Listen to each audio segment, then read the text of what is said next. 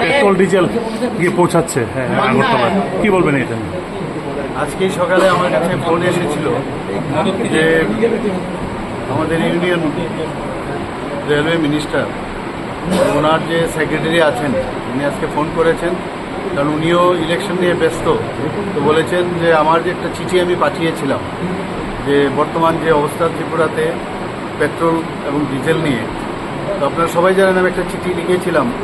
তো উনি ওনার সেক্রেটারিকে বললেন যে আমাকে যেন ইনফরমেশনটা দেন যে এখন পেট্রোল এবং ডিজেলের যে রেলের মাধ্যমে আসা সেটা ব্যবস্থা হয়েছে এবং সত্যি একটা স্বস্তির একটা অবস্থা এসছে এখন ত্রিপুরাতে এবং সবাই খুশি এবং আমি অত্যন্ত খুশি এবং আমি মাননীয় আমাদের ইউনিয়ন রেলওয়ে মিনিস্টারকে ধন্যবাদ দেব যে যেভাবে আমাদের ডাবল ইঞ্জিনের সরকার ত্রিপুরা এবং আমাদের সেন্ট্রালে যখনই যে সমস্যা হয় যে কোনো জিনিস যখন চাই সাথে সাথে হয়ে যায়, খুব আনন্দ লাগে, ভালো লাগে কাজ করতে।